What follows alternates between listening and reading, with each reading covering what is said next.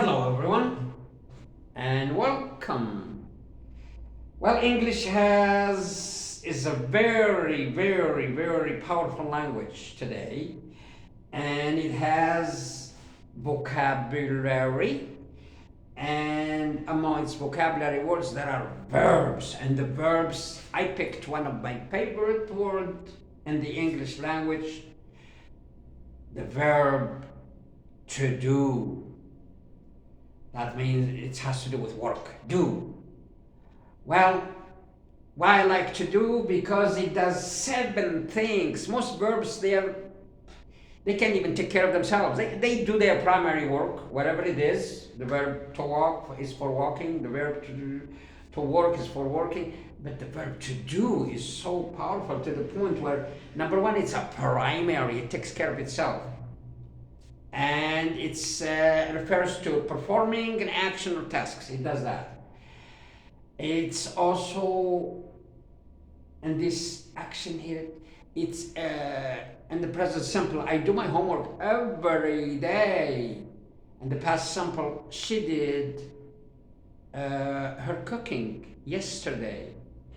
And in the future, say, we'll do the project next week. That it does its primary work, the verb to do. Then it acts as an auxiliary verb, which means it's a helping verb. It doesn't only do its work, it wants to go out and help out other verbs. Hey, like what? For example, we have when it comes to, you want to have a question to be asked, the verb, it takes care of all the rest of the verb. Any verb comes along, when it comes to the question, do you work? Does she play tennis? For example, it's when it comes to the questions, the verb to do comes along. There are only the helping verbs like him, like the verb to be or the verb to have, they take care of themselves. They don't ask for to do to help them out. And also the modal verbs like can, could, may, might, will, etc., would. Those modal verbs, they also can take care of themselves. They don't need the verb to do. But the rest of the verbs, everyone, they do comes along and helps them out. They help them out in the questions, and they help them out also in the negative. If it's gonna be anything that has to do with a negative thing, like you didn't do your work. She didn't come to class. She didn't come to class. Then the negative part also takes care of it, the verb to do. And also the emphasis. For example, I do want to help. It's not like you say, I want to help. But for you want to emphasize on it, you say, I do want to help.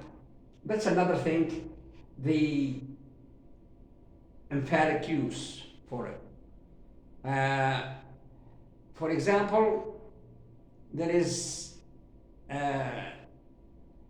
for the emphatic part, you say, on number 3 here, you can say, he does work hard, to emphasize that he works hard. You can say something like, you said you didn't care. You said, but you do care. See, that has to do with the emphasis, the emphatic use. Number 4, it can be as a substitute. Like, you say in a statement like, I can run, and you also can run. Or you do run, you could say, I run better than you can run. Or I ran better than you run. I can say, you run, he ran. You say, I run better than you do. See, that comes to the substitute. Phrasal verb, for example, you can say, can you do away with that?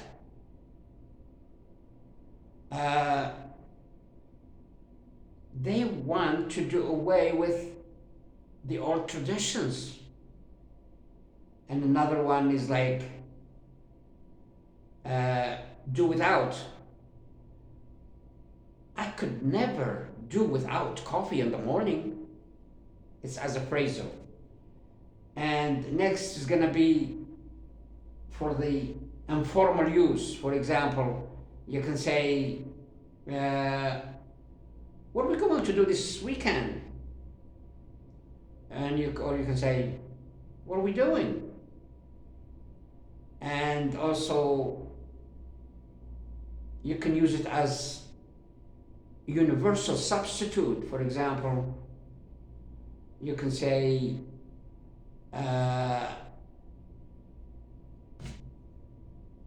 I don't know what to do with my time.